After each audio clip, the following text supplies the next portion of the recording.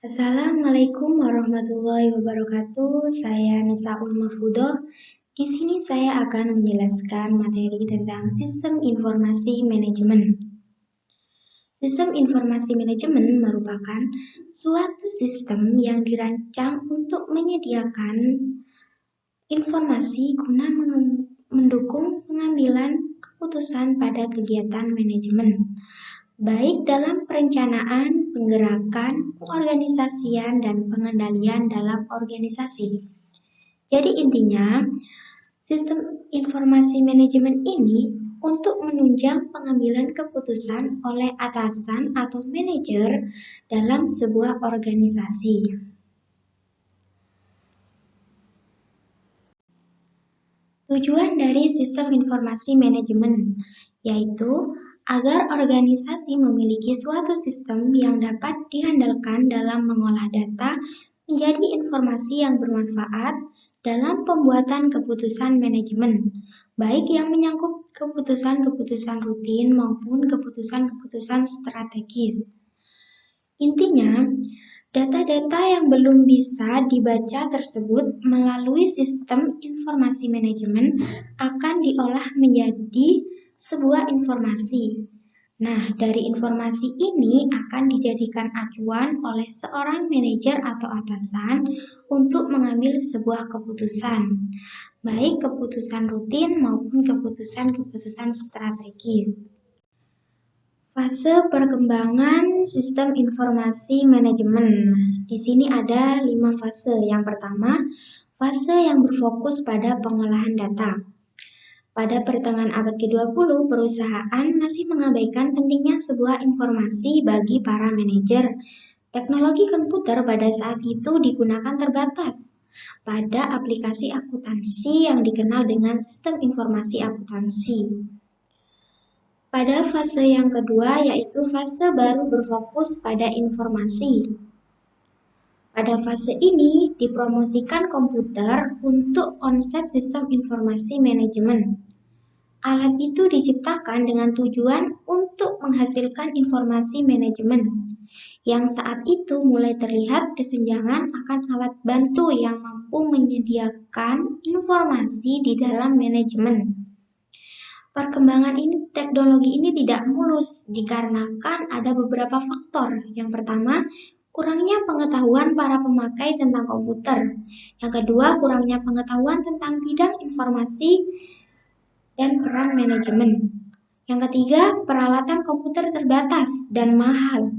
Yang terakhir, para pemakai terlalu ambisius bahwa sistem informasi dapat mendukung semua lapisan manajemen. Fase yang ketiga yaitu fase pada pendukung keputusan. Pada fase ini sejumlah ilmuwan memformulasikan konsep baru yang diberi nama Decision Support System. Sistem informasi manajemen ini dimaksudkan untuk menyediakan informasi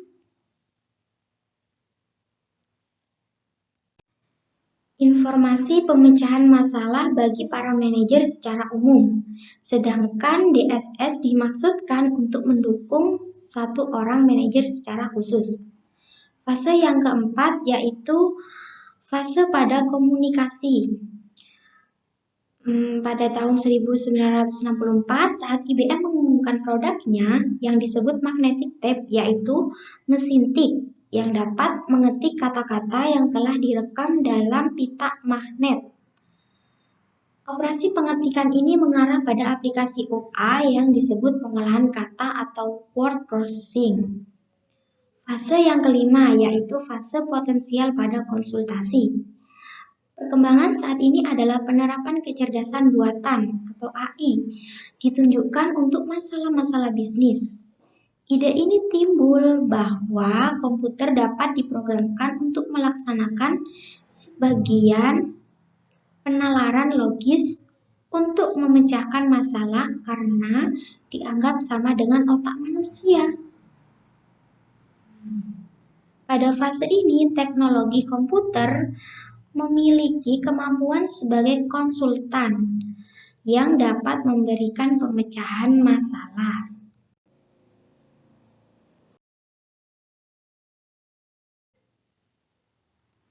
Selanjutnya yaitu pokok-pokok atau komponen sistem informasi manajemen. Sistem informasi manajemen memiliki komponen sistem informasi yang dikelompokkan menjadi dua, yaitu komponen sistem informasi manajemen secara fungsional dan secara fisik.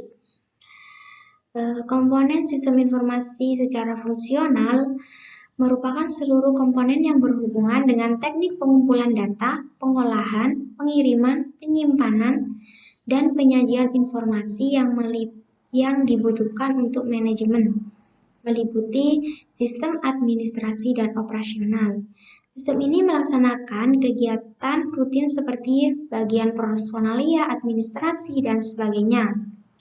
Sedangkan yang kedua, sistem pelaporan manajemen. Sistem ini merupakan sistem yang memiliki fungsi untuk membuat dan menyampaikan laporan-laporan yang bersifat periodik kepada para pengambil keputusan, sehingga para pengambil keputusan memiliki bahan atau informasi yang diperlukan untuk mengambil keputusan dengan benar.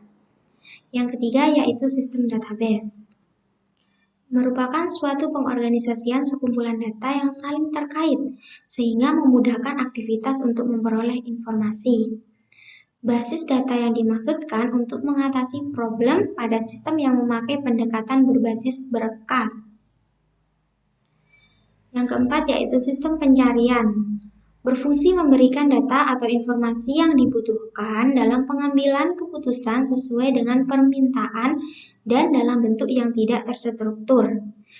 Kemudian manajemen data adalah bagian dari manajemen sumber daya informasi yang mencakup semua kegiatan yang memastikan bahwa data tersebut akurat, up-to-date atau mutakhir, aman, dan tersedia bagi pemakai atau user. Kemudian yang kedua, komponen sistem informasi manajemen secara fisik. Itu meliputi perangkat keras. Perangkat keras adalah salah satu komponen dari sebuah komputer yang sifat alatnya bisa dilihat dan diraba oleh manusia secara langsung atau nyata. Meliputi input, pemrosesan atau CPU, penyimpanan, dan output. Yang kedua, perangkat lunak. Nah, jika perangkat keras adalah komponen yang nyata, maka perangkat lunak ini merupakan perangkat yang tidak dapat disentuh atau dilihat secara fisik. Software merupakan sekumpulan data elektronik yang disimpan dan diatur oleh komputer.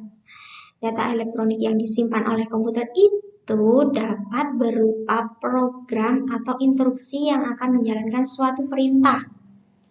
Perangkat lunak dibagi menjadi 3. Yang pertama, sistem perangkat lunak umum, seperti sistem-sistem pengoperasian dan sistem manajemen data yang memungkinkan pengoperasian sistem komputer. Yang kedua, aplikasi perangkat lunak umum, seperti model analis dan keputusan. Yang ketiga, aplikasi perangkat lunak yang terdiri atas program yang secara spesifik dibuat untuk setiap aplikasi. Yang ketiga, database. Tujuan utama dari database ini adalah menghindari pengulangan data. Yang kedua, mencapai independensi data atau kemampuan untuk membuat perubahan dalam struktur data tanpa membuat perubahan pada program yang memproses data. Yang keempat, prosedur pengoperasian. Prosedur merupakan komponen fisik karena prosedur disediakan dalam bentuk fisik seperti buku panduan dan instruksi. Instruksi penyiapan data sebagai input dan instruksi operasional. Yang terakhir yaitu personalia pengoperasian. Terdiri dari operator, programmer, analisa sistem, personalia penyiapan data, dan koordinator operasional sistem dan pengembangannya.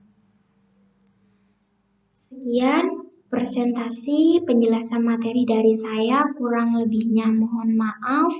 Wassalamualaikum warahmatullahi wabarakatuh.